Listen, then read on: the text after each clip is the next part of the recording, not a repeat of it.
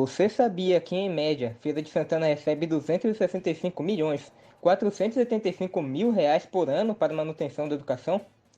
É um número até que grande, né? Chega até a dar um pouquinho de medo.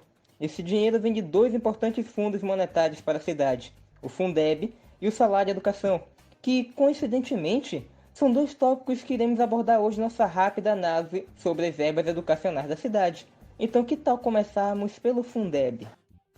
O Fundeb é um conjunto de 27 fundos que serve como mecanismo de redistribuição de recursos destinados a valorizar os professores e desenvolver todas as etapas da educação básica, desde creches até a educação de jovens adultos. Ele funciona da seguinte maneira: cada estado e o Distrito Federal tem um fundo que age como um cofrinho em que entram recursos de diferentes fontes de impostos e verba do governo federal. Eles acabam sendo distribuídos entre municípios de acordo com o número de alunos da educação básica, de acordo com a rede e das etapas de ensino. As instituições envolvidas na manutenção do Fundeb são o INEP, que realiza o censo escolar para saber o número de alunos de cada cidade e disponibiliza estes dados.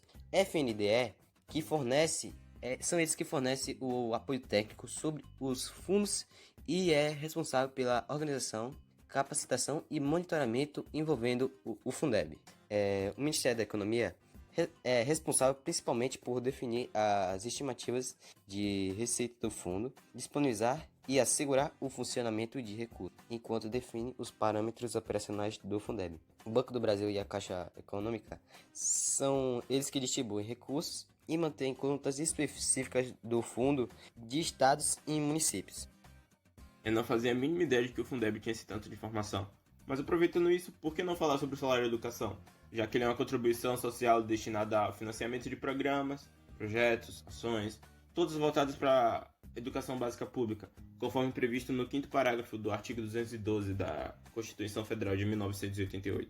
Ele acaba se destinando a 4 destinatários principais, que são a União, os estados, o Distrito Federal e os municípios, de forma que 10% é mantido nas mãos do próprio FND, para ser aplicados em financiamento de projetos de educação básica, e 90% acaba sendo dividido entre duas cotas, que são a federal e a municipal. Só adentrando um pouquinho mais a fundo para ninguém ficar boiando, a cota federal é aplicada no financiamento de programas e de projetos voltados para a educação básica, já que sua função é reduzir os desníveis socioeducacionais entre municípios, estados e regiões brasileiras.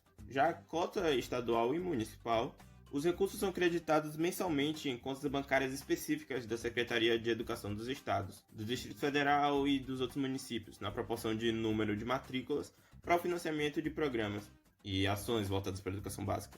Essas cotas são repassadas de forma automática, sem a necessidade de convênio ou outro instrumento similar, em contas bancárias específicas, abertas exclusivamente do Banco do Brasil. E eu quase esquecia dos órgãos gestores e suas respectivas áreas, no qual, como primeira, a gente tem a Secretaria da Receita Federal do Brasil, o RFB, que planeja, executa, acompanha e avalia as atividades relativas à tributação, fiscalização, arrecadação, cobrança e o reconhecimento da contribuição social do salário educação.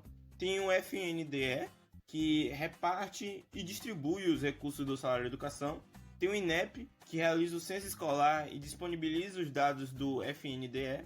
E tem o Banco do Brasil, que distribui os recursos das cotas estaduais e municipais do salário educação. E também mantém as contas específicas dos estados, do Distrito Federal também, e dos municípios. Bom dia, vou estar falando sobre o Conselho da Fundeb.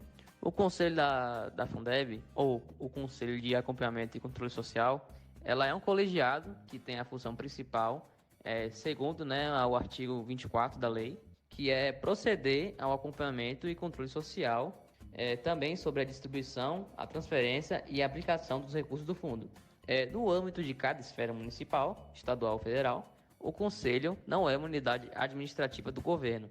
Assim, sua ação deve ser independente e, ao mesmo tempo, também harmônica com os órgãos da administração pública local.